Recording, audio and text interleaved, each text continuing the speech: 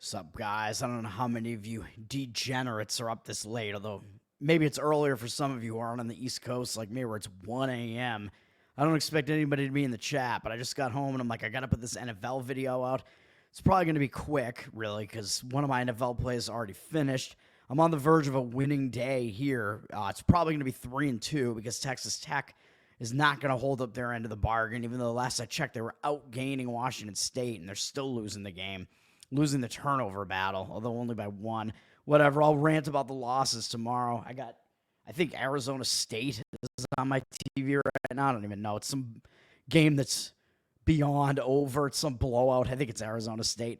Doesn't matter. Let's talk NFL. I think, like I said, this is going to be quick. I don't really think I'm going to comment on many of the other games because week one, a lot of it is just hard to read. I have two plays, which I think we already know what these plays are going to be. Actually, hang on. I'm going to delete my college football plays from today from the banners and put my NFL ones in real quick just so I have them. I got to have the banners, man. You guys, you want this great production quality, right? Let's get this in there. I don't even remember what my plays are, to be honest. Actually, I think we may have lost a little bit of value on some of these, but not enough that I would say we shouldn't play these or anything like that. All right, let's get into the NFL card here, man, for week one. As you know, I already had the Philadelphia Eagles, which already cashed on the Friday night game, so we're going to talk Sunday and Monday here, and I do have a play on the Monday night game as well. I usually talk about the night games anyway because they're just the primetime games they get talked about, but I just happen to have a play on the Monday night one. I happen to have a lot of plays on the primetime games, actually, because a lot of times you can get more value on those in the NFL because the odds makers kind of have to skew the number knowing that there's going to be this big public influx of betting on the primetime NFL games. Look at this NFL card for week one, man, and this is like, I honestly don't know what to think about a lot of these. And you can see, if you know how I read the markets by now, where I kind of look for where has the line moved, like what direction has it moved, that kind of tends to indicate to me that there's been money coming in on the side, on that side, the direction where the line has moved.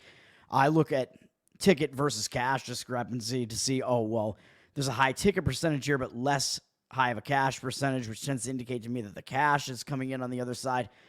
So like Jaguars, Dolphins, for example, I'm not playing this game, but I do lean to the Jaguars in this one.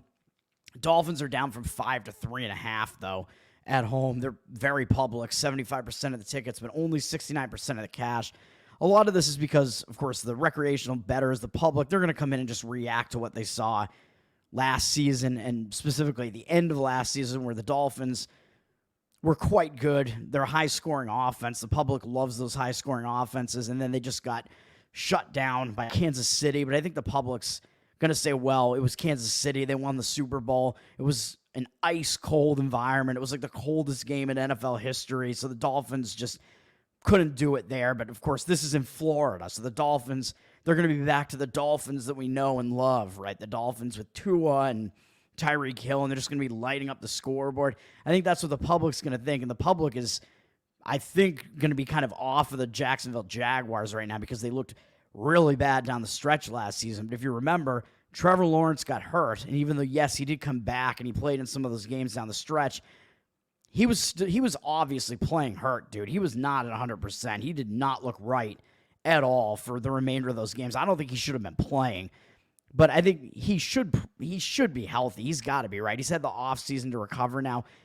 I expect the Jaguars to kind of return to form here, and I think they have the better defense. I mean, there aren't too many defenses worse than Miami's, unfortunately for them. I don't see Miami's defense as being like monstrously improved from last year where they were just very bad. Even though they had one of the best offenses, they had one of the worst defenses. So you're giving me Jaguars plus the points with the better defense, so I do lean that way. And there is some stat on teams that didn't make the playoffs in week one up against teams that did make the playoffs last year. The teams that didn't make the playoffs cover in week one, cover the spread against teams that did make the playoffs at like a 60% rate or something like that, I think almost. It's some really ridiculously high rate. So you do want to look for teams that didn't make the playoffs playing up against teams that did in week one. It is a winning bet, like long term. It has been a winning bet at least going back, like I think probably, I don't know, several years at the very least. If I'm trying to remember all these stats that I've had implanted in my brain, basically. And I also do lean to the Panthers against the Saints. Saints down from 5-4 here. Nobody's going to want Carolina, I don't think, even though only 51% of the tickets, I guess, are on the Saints. Panthers, 63% of the cash, though. So this looks like the cash discrepancy is definitely on the Panthers side, and line has moved in that direction. Nobody likes what they saw out of the Panthers last year, man. And everybody thinks Bryce Young is a bust.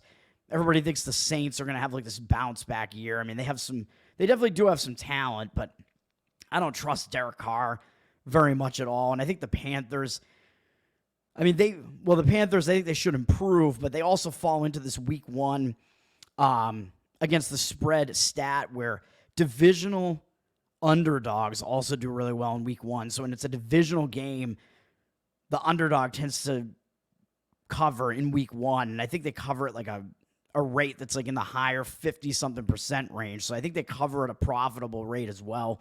So you do want to tend to look toward divisional underdogs as well in week one. And that would be a category that the Panthers fall into. So I do lean that way as well. I don't know if I have any other leans that I want to really talk about that I would consider to be that strong. A lot of these games really just mess with my mind, man. I mean, those are the ones that I think are the strongest of the leans that I have that aren't actual plays for me. And then the next strongest, maybe I would say, would be to lay the points with the Seahawks. Seahawks are hosting the Broncos. Seahawks are up from 5-6 with juice. So that line is headed up higher, man. 66% of the tickets are on the Seahawks, but 78% of the cash. So even though they look like they're a little bit public, it does look like there is some legitimate movement coming in on the Seahawks side. And I think that's because the Broncos are in the dreaded rookie quarterback situation, which I'm about to talk about with one of my actual plays in a second. Rookie quarterbacks are also a play against in week one, man. Quarterbacks that are starting as a rookie in week one, they don't have a good track record. And I think the number that I saw was, I don't know if it was against the spread. I think it was against the spread, or I don't know if it was against the spread or straight up. I forget which one it was. I actually think it was straight up. I think rookie quarterbacks are 0-8 in the last 8 years or so. I forget how far back it goes, but rookie quarterbacks do not have a good record in week one.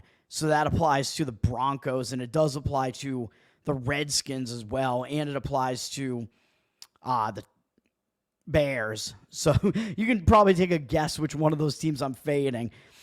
But I do lean to the Seahawks in this one. I think it's going to be a tough environment, man, for Bo Nix to have to go into with Denver, his first NFL regular season start. I mean, people were hyping him up because he looked pretty good in preseason when he played, but this is a different environment, man. This is Seattle. This is Quest Field or whatever. This is the 12th man. That crowd is going to be loud for the opening day, man. I mean, everybody has their hopes up high for week one. I think the crowd is going to show up, and I expect Bo Nix to struggle a bit in that one. So I do lean to the Seahawks. And plus, it's new quarterback, and Broncos are still dealing with a new offense with Sean Payton, I think, in his second year now. And usually you see that turnaround kind of start happening a couple more years in than that, like maybe 3 years or so, I'd expect it. I don't see much coming from the Broncos in that first game in week one. Lean to the Seahawks. Jaden Daniels, I actually think, might surprise some people in this game with Washington against Tampa Bay. I don't want to actually play Washington, but Tampa Bay is down from 4 to 3.5 with 61% of the tickets on them. And this also falls into the scenario where Tampa Bay is a playoff team from last year up against a non-playoff team in the Redskins. So you would tend to want to lean towards the Redskins for that reason as well. And they do have 60% of the cash on them there. But yeah, I think Jaden Daniels, again, he could surprise some people. You could see a massive turnaround in kind of a quick period of time for this Redskins team because they were just pathetic last year, really. And they've revamped their offense quite a bit, and I kind of expect them to do a bit better. I think they have some coaching changes there too, so we'll see what happens there. I'm not like a huge fan of the Buccaneers necessarily as far as them being like a bet on team. Like I think they overperformed a little bit last year, to be honest. Baker Mayfield, I'm not certain that he's really that good. He did have some pretty good weapons around him last year, and they had a good defense last year as well. So I don't know. But I do lean to Washington in that one, but it's not a strong lean by any means. And then I thought I was going to talk about one other game. Well, Steelers-Falcons, I don't really have a lean on this, but it is just interesting that this is the battle of the quarterbacks that have found new homes, with Russell Wilson starting for the Steelers and Kirk Cousins starting for the Falcons. I don't know what you can expect out of either of them, man. Cousins is coming back from an injury, and Russell Wilson, it's possible that we're seeing the end of his career, man. I'm not quite sure that we're going to see a turnaround from Russell Wilson. Falcons are up from 3 to 3.5 with juice. So the line has moved through that key number, like moving through the key number of 3.5 does indicate to me that there is some money on the Falcons side coming in, even though you do see 64% of the tickets on them, but only 56% of the cash. So it looks like the cash discrepancy is against them. So some kind of conflicting indicators there on that Steelers-Falcons game in the market there. So I won't touch it, but we'll see what happens with that one. And then, of course, Patriots also have a rookie quarterback in Drake May starting. Bengals are a huge favorite, though, but they're down from 9 to 7.5 with juice. 92% of the tickets are very, very public. People expecting the Patriots to be one of the worst teams in football. People expecting the Bengals to be back because Joe Burrow is back, and 94% of the cash also on the Bengals. I wouldn't want to lay the points with the Bengals, though, even though they are up against a rookie quarterback. It's just, they're just way too public for my liking, really, is what it is there. I can't do that. And, yeah, I think that was going to be it. And then, of course, Chargers. I mean, they have Harbaugh there now as he has left the University of Michigan, and he is the new coach at the Chargers, but they've lost some of their offensive weapons. They've lost Keenan Allen. They've lost Austin Eckler. Justin Herbert was hurt for a large portion of the season last year, and he is back now. So we should expect the Chargers offense to do better than it did without Herbert towards the end of that season last year. But how good will they be? I don't know. And in that game, they're down from 4 to 3 as a home favorite against the Raiders, with the line almost kind of indicating that these teams are about even power ratings wise. Oh boy. Raiders, we may see a little bit of an improvement out of the Raiders. I'm not so sure. 60% of tickets on the Chargers, though. The public is still thinking that the Raiders suck, basically, and thinking that the Chargers have that good offense back with Justin Herbert. But again, with a new coach there, trying to implement a new system, we could see some growing pains with the Chargers there out of the gate. I don't know. 72% of the cash on the Chargers, though. That one's a tough one for me to read as well. And then we will look at the night game, I suppose. We'll talk about that with Rams-Lions, because I always talk about these primetime games. Lions are up from 3 with juice to 4.5 now. So we've seen some significant line movement, looks like, on the Lions side. 59% of the tickets are on the Lions. 77% of the cash, though, on the Lions. So more of the cash coming in on the Lions. This is a playoff revenge scenario, though, for the Rams. I don't know if I would necessarily want to play the Rams in this one, but everybody remembers this is like an exact rematch. The Rams lost at Detroit in the playoffs last year. And I remember the public kind of liking the Rams there. I remember being on the Lions in that one. I think the Lions should have covered but didn't cover, the -3 or whatever it was. But the Rams, they're going to remember the Lions eliminated them last year. So the Rams may have a little bit of extra motivation for that with the playoff revenge, but that didn't work well for Baltimore. So I don't know. It's not something that I've considered to be strong enough to actually make a play on. And the market does look, like I said, to be indicating on the side of the Lions more so. And we could see some more improvement out of the Lions, really, if nothing else. And the Rams may take a little bit of a step back defensively because Aaron Donald, I believe, has retired now. But I don't know how much of a factor that's going to be. I mean, he was a dominant presence on their defense. But I don't expect the Rams' defense to just completely become terrible in one swoop like that. So I don't know. We will see what happens in that game. It's an interesting one. The total actually seems quite high to me, up from 51 to 52.5, but juice to the under. 71% of the tickets on the under because the public's going to come in and play, or on the over, excuse me. Public's always going to come in and play overs, especially in these primetime games, but 87% of the cash.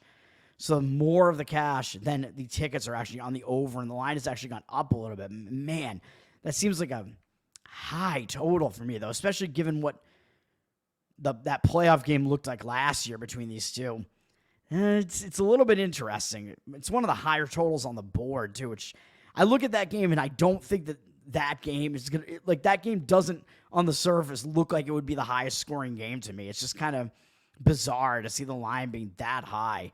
Like, maybe that the Aaron Donald factor is more than I think it is, or I don't know what the deal is. Maybe it's just because the Lions do have a really potent offense. I don't know. And the Rams offense is decent as well. Who knows? All right, let's talk about the actual plays I'm on. I've talked about most of the games on the board now, basically, for the most part. And of course, remember, Vikings, Giants. I mean, this is the crap fest of the day, basically, with the Giants expected to be one of the worst teams in football, and the Vikings dealing with a bunch of injuries. Their franchise quarterback, rookie J.J. McCarthy, I believe, is injured for the year, so they're going to be starting who even knows. Is it Jarrett Allen? Is that his name? Is he actually going to be their starter at quarter? I don't even know. I think they signed Brett Rypien or whatever, Rypien, after the Bears dropped him, but I don't think he's going to be starting for the Vikings, right?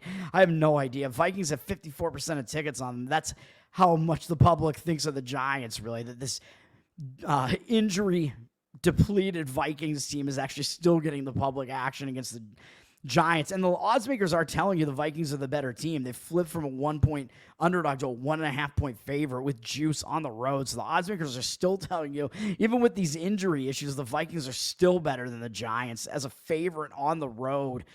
That's just crazy. And the Giants probably don't have a very strong home field advantage either. But 61% of the cash is on the Giants. So the cash discrepancy is on the Giants. Whatever. Titans-Bears is going to be my only actual play that I have on Sunday. So it's a 3-play week for me, but all spread across 3 different days, one on Friday, one on Sunday, and one on Monday. This play is on Tennessee +4. You knew it was coming. This line is down from 4.5 to 3.5 with juice now. I think the 4s are still pretty available out there right now. 53% of the tickets are on the Titans now. When I first saw this, the public was on the Bears, and it looks like maybe that's less the case now, but 60% of the cash on the Titans. I like the Titans here, man. And again, it's this rookie quarterback scenario that I just mentioned where Caleb Williams is making his first start, and he's having to do it in front of his home crowd as a favorite, and he's overhyped. Maybe not overhyped, but yeah, I would still say overhyped. He's being very hyped is what I really wanted to say. I don't want to jinx myself. He's being very hyped, and the Bears with these offseason moves are being very hyped. So he's like expected to win. The Bears are expected to win. And having those high expectations like that, you could be in line to maybe not live up to those expectations. So I'm going with the Titans here, even though the Titans have had some coaching changes. They did lose Derrick Henry, but they got Tony Pollard from Dallas, so I believe he's going to be their starting running back. So between him and Spears, who got some decent playing time last year for them, I think their running back tandem is still going to be okay. I mean, this is a league where you can plug and play at running back, even though Derrick Henry is one of the top running backs in the league, so you can't totally replace him, really, but I don't know that the Titans are really going to have that massive of a drop-off at the running back position. I think they should be decent. And then it kind of comes down to Will Levis, the Titans' young quarterback who's being given the reins now. He's shown glimpses of being a pretty good quarterback, but he's also shown glimpses of not being such. So I don't know, man. It's tough to gauge, but he is the quarterback with more experience, shockingly, coming into this game because he's also a young guy with not much experience. But Caleb Williams is being thrown into the fire, man. He's the #1 draft pick. There's all that hype on him, and I just think that you're ripe for kind of like the letdown there, so maybe not live up to those expectations. You know what I mean? The pressure is really on you when you have expectations like that. So I think that the pressure is, definitely going to be on the Bears side there. And the Bears also picked up Keenan Allen, and everybody's going crazy about that too because he's one of the best wide receivers in football. They just signed DJ Moore to a huge extension, one of the largest wide receiver contracts in the NFL and whatever. I mean, this is just, again, it's all off-season hype that I think, like, yes, this offense should be improved, but I think, again, you're kind of setting yourselves up for a bit of a letdown here, and I don't think that many people are paying attention to this Titans offense that lost their best player over the offseason, so the offseason moves have hyped up the Bears quite a bit and look really good for the Bears offense, and they don't look very good for the Titans, so that's kind of a recipe for getting value in Week 1 on the Titans, which is what I'll do. And I do think the Titans, I do think getting points in a game like this could be advantageous because I think it may be a more defensive battle in this game. The Bears, as much as they've been hyped, as much as those offseason moves on the offense have been hyped, I think the Bears' defense actually might be where they might see more improvement than anything else. But a defensive game, I tend to want to be on the underdog, the team getting points in a defensive game like that. So if this is going to wind up being a bit of a low-scoring game, I think that helps as far as taking the underdog as well, taking the points. It means the points are worth a little bit more.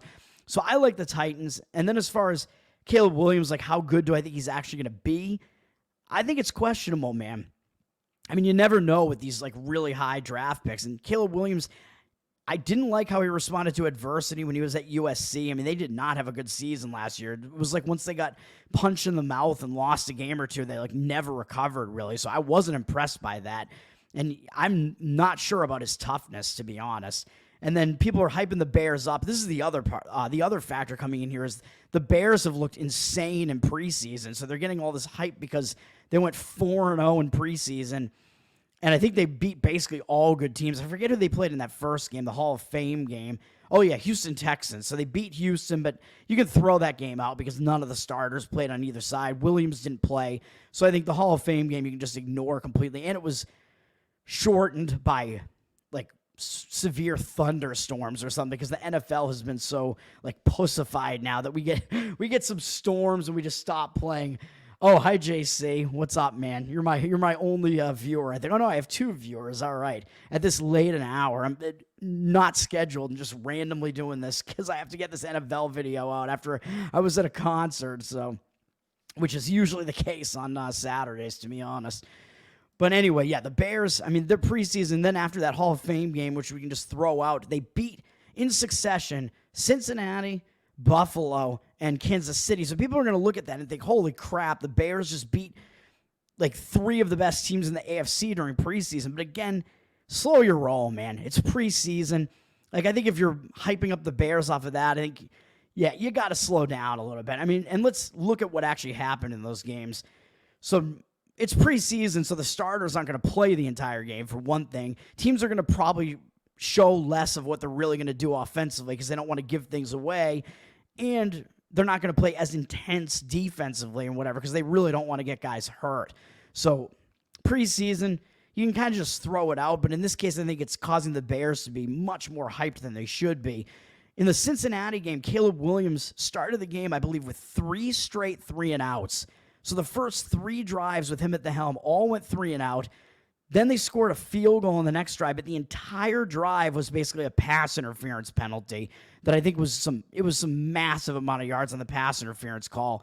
It set them up in a situation where they probably should have scored a touchdown, and they didn't even move the ball further. So basically you had 3 drives where Williams didn't even advance the ball for them. 4 drives in a row where they basically didn't advance the football at all. Got a field goal on that, and then they did finally have 1 touchdown drive where Williams had one pretty big play, 1 good play. Then Tyson Bagent came in, and I think he lit it up, and he got them at least 1 scoring drive, I think. But I might be confusing that with the Kansas City game because I know the Buffalo game, because I know in the Buffalo game, Caleb Williams also started the game, and I think he may have led them to 1 scoring drive or 2 scoring drives or something like that. It might have been 1 touchdown. Then Bagent came in and was lighting it up, man, even though, of course, it was against probably 2nd-string, 3rd-string defenses at that point. But Bagent looked better than Williams throughout preseason, man. Bagent was really lighting it up. And, of course, he's the one of the 2 that has a bit more experience. And then in the game against the Chiefs, the final preseason game, the starters didn't play again. So Caleb Williams didn't play in that game either. So he only played in 2 preseason games, and I think at most he led them to 2 touchdown drives across those 2 games and didn't really advance them downfield very much at all. So I think the questions are still there big time for Caleb Williams. I think that if anybody's talking him up based on that preseason performance, I don't think they should be because it was really not very impressive. So long way of saying Tennessee Titans +4 is the play on that one. And unfortunately, yeah, I did miss the 4.5 on that one. Where I didn't miss the 4.5 is on the Monday night game where I'm playing the New York Jets. Oh, help me. New York Jets +4.5 is going to be this one. And this one We did see some higher numbers like during the offseason at some points where I think the 49ers, this line was kind of all over the place. It opened 5, and then I think it was actually up to 6, maybe even 6.5. But if it doesn't hit 7, you're still kind of in like no man's land as long as it's like 4.5, 5, 5.5, 6 even. Like that's all kind of no man's land there, and those are not as key as 7, 4, and 3 are in the NFL. So the fact that you can get 4.5, I don't know if you can get 4.5 or just 4 now, but I don't mind either of those plays really. I think that's still decent enough. The 49ers, we see the market indicating on the Jets, man. The 49ers are down from 5 to 4. Tickets evenly split 50-50. I'm surprised the 49ers aren't getting all the public action because everybody knows how good they are. And the Jets have 56% of the cash on them. So the Jets do have more of the cash on them. I think when we saw the 49ers up to like 6, 6.5, the line was bouncing all over the place. I think just because we didn't know exactly what the personnel was going to be. And I think the 49ers had some potential injuries. And I think it all amounts to the starters are basically going to be in this game. The 49ers aren't going to have Pearsall, though, who was one of their draft picks. He's a rookie wide receiver, but I don't know if he was going to be like a huge part of their offense. But he got robbed and shot in a situation where I think he was wrestling the gun away from the robber, too, and the robber also wound up getting shot in the incident as well. But they both survived. But, man, the streets of San Francisco, you don't want to be there, man. Pearsall, I mean, it's crazy. I mean, I shouldn't be laughing, but it's just insane how often shit like this happens. But, I mean, I hope he gets better. It seems like he should be ready to play like a few weeks into the season. I don't think it's going to have that much of an effect on this offense. What's up, Nancy? But, yeah, so the only thing that like worries me a little bit is that shooting going to like motivate the 49ers at all? Like, are they going to be like pumped up like to play for this guy, for their rookie wide receiver who took a bullet? I don't know, because he is going to be fine. So I don't know. It is almost kind of like an injury situation at that point. So it's not going to take me off of the Jets, but I had already played the Jets before that happened. So I don't know. But as I said earlier, this also is going to fall into the scenario where you have a playoff team, the 49ers, up against a non-playoff team from last year, the Jets. So that's also an advantageous play to make in week 1. You want to take the points with the team that is an underdog that did not make the playoffs last year. So that we have that going for us with the Jets as well. That's like a positive expected value play there long-term in the NFL. So I like that. And the Jets, I mean, everybody's off of the Jets because their offense was so bad last year. But people, I think, kind of forget, and the public just doesn't like good defenses. But people also forget that the Jets had one of the best defenses in football, man. I mean, their offense was so bad last year, and they still like almost made the playoffs with basically a non-existent offense. Because, of course, everybody remembers tons of preseason hype on the Jets, and Aaron Rodgers tore his Achilles on like the first play of the game, basically, and was just gone for the entire season right away. Jets had to play the entire season basically without a quarterback. I mean, they had, what was his name in there? Zach Wilson. I mean, he's not a guy who's going to come in and get the job done. And then I think they replaced him with some even worse quarterbacks and then went back to Wilson, and it seemed like the clubhouse was kind of in disarray and whatever. But now Aaron Rodgers is back, man. And that season last year, if anything, tells you how good the Jets' defense was, because they were still a competitive team with one of the worst offenses in football. Their defense was one of the best, and that defense is still pretty intact. They should still have one of the best defenses. But now with Aaron Rodgers back, they may actually have a capable offense as well. Even though he's older, he is still Aaron Rodgers, and he might still have something left, and he might be playing with a chip on his shoulder now, because he is returning from injury, and he wants to get something done here, and he does have some weapons around him. And we also have on the thing going for the Jets here, we also have one of those weapons being Breece Hall, who is one of the best running backs in football, and the 49ers struggle to stop the run, man. That was one of their weakest points on their team last year, was their run defense wasn't very good, and the Jets have the capability to exploit that with one of the best running backs in the NFL, Breece Hall, so I like that as well. And if they're able to establish the run with Hall, that should be able to open things up for Aaron Rodgers. And they still have Garrett Wilson there, who is a very talented wide receiver as well. So they do have offensive weapons there They just need that capable quarterback there, man. I think the Jets can surprise some people. I think they have a chance to win the AFC East this year too, man. If these guys stay healthy, they just have their defense is legitimately that good, and they just need that offense to be decent. So I like all that, and on top of all that, I like the fact that the 49ers are in what is also a historically bad spot here, the dreaded Super Bowl hangover spot, where the loser of last year's Super Bowl tends to not play well in week one, and they don't cover the spread at a very high rate. So you want to fade that team as well. So we have that going for us too on the Jets. So we're going to fade the 49ers in that spot there as well, where everybody remembers it, man. The 49ers made it all the way to the Super Bowl last year, and I even feel like they're good enough. I mean, I had the 49ers in the Super Bowl. I think they're good enough to win the Super Bowl. I think they might be the best team in the NFL. Maybe even again they might be, but they just haven't been able to do it. They've been to the Super Bowl twice and lost to the Chiefs both times, and they keep getting back there over and over again. And I think it takes its toll a little bit. Jets have had a little bit more time to kind of recoup from last year, so they're not going to be in that massive hangover spot like the 49ers might be. So I like all of that too, man. And with Aaron Rodgers there, I might actually say the Jets actually have the better quarterback out of these two teams, because I'm not sold on Brock Purdy, man. I'm sorry to say. The 49ers, they have a very balanced team. They have good defense except for their running defense, their rush defense, and they have a lot of talent on this offense surrounding Brock Purdy. But I think that lifts Brock Purdy up, because I think he's a kind of mediocre quarterback, to be honest, and I think the offense just kind of lifts him up and does better than they should. And I think that was the case when they had Garoppolo, too. I don't think Garoppolo is that good either. This 49ers offense is just so stacked with talent, with, McCaffrey, Debo, Ayuk, all that stuff, man. I just think that it makes Purdy look better than he actually is. But the 49ers, undoubtedly, they do still have the better offense out of these two teams. But if it comes down to more of like a defensive battle, the Jets do have the better defense of these two teams, at least based on what we saw last year and with the players who were coming back from last year. You're giving me the better defense getting points in this game with the Jets against the team that's a little bit more public and a little bit more overhyped than the 49ers. So for all those reasons, man, I do like the Jets here.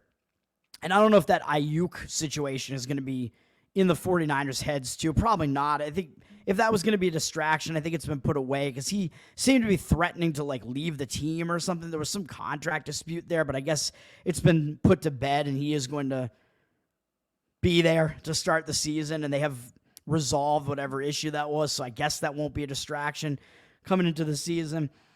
And then I guess I'll leave on, you do also have a lot of the talking heads, the pundits seem to be saying that the Jets locker room is in some kind of disarray and that they don't like Aaron Rodgers, and that Aaron Rodgers missed 2 days of mandatory mini camp or something. But I don't think that's that uncommon a thing for a star quarterback to be allowed by the team to miss a couple of days of mini camp that's mandatory for the other players. It's not like he just wasn't there during the preseason at all. He's still been there practicing with the team, and I think that all of that talk, I think, is just BS pretty much, just being either totally misconstrued or it's just being oversold completely, because I don't think that this team dislikes Aaron Rodgers. I think they do like Aaron Rodgers. I mean, I saw they were the Hard Knocks team last year, so we got to see them in Hard Knocks, and it seemed like the team liked having Aaron Rodgers there. I don't know. This talk, honestly, I think it's all biased because of Aaron Rodgers' political stances and his rejection of the vaccine or whatever. I actually think that people are so biased politically, they have to confirm that bias and find any reason that they can to hate Aaron Rodgers. And I think that stuff just isn't there. These people want it to be the case that the Jets hate this guy. He's so bad. He's so evil. They hate Aaron Rodgers. But I just don't think that's the case. He's a veteran quarterback. He's going to be a Hall of Fame quarterback. These guys definitely have respect for Aaron Rodgers, man. These guys play in the NFL. They play the game of football, so I don't think that's the case either. Jets plus 4.5, baby. All right. This video was longer than I thought it would be with just 2 plays, although it felt longer than it was. It's only been a little bit over a half hour. So those 2 plays one more time for me for the NFL. Tomorrow, Tennessee +4 and New York Jets +4.5 Monday night. That's my NFL card this week besides the Philly game that already won last night. That's going to do it for me, man. Oh, holy crap. You guys are spamming the comments, man. You guys are doing an end tower? What's going on here? Yeah, that's right. You guys can follow my gambling. I'm on a decent run right now. I think I'm on a run of like 5 winning days in a row or something like that right now. And I don't think Texas Tech turned it around for me to give me a 4-1 day, but I almost went 4-0 in college football today. I went 3-1, but you can still go and see what my analysis was on those games if you want to. I think it's going to be 3-1 in college football today and the 0-1 in baseball. So a 3-2 day, it's still a win. It's not what I wanted, especially with the college football doing so well today, but it is what it is. It is still another win for today. Thanks for hanging out in the chat. Finish that tower, actually, before I get out of here. JC and Nancy. Even though we usually don't allow repeat letters from the same person because we only have 2 people here. It's a 2-person show. I actually have 5 viewers. Holy crap, man. I'm almost as popular as Tower Gang now, right? Just by myself. 5 viewers. It's the best that I've done so far with these live streams. 6, holy crap. You guys are flooding the stream. Let's go. But I'm about to end it, man, because I got to actually sleep a little bit here because I've not been doing that. I'm Tower Gang Toad. You know who I am. Put that R in, or maybe I'll just finish it off if you want me to. I'll finish the tower off. Yeah, there we go. There's the end tower. Better off dead, baby. Follow me, Tower Gang Toad, on Twitter, and follow the Tower Gang podcast. Subscribe to the Patreon. Love you too, Nancy. Subscribe to the Patreon like JC does, I believe. I don't know if Nancy also does, but do that. You get to hang out in the Telegram chats with us. You get extra content for Tower Gang, which is, if you don't know, the most offensive comedy podcast on the planet. We're live every Wednesday night, 9:11 p.m. We're going to have the 9/11 episode on 9/11 coming up on Wednesday. Oh, boy. It's going to be wild. Show up for that. We'll have to plan something for that. Patreon.com/TowerGangPod, I believe, or maybe just Tower Gang is where you can throw us some money there, and then you get that extra content. We live stream the pre-shows for the Patreons. We live stream we have a post show after the show, which is really just additional content. It's just extra Tower Gang, basically. So go do that as well. And you get that Telegram where you can talk to me about more of these bets and whatever as well. It's going to do it, man. Let's have a good NFL week, I guess. Peace out.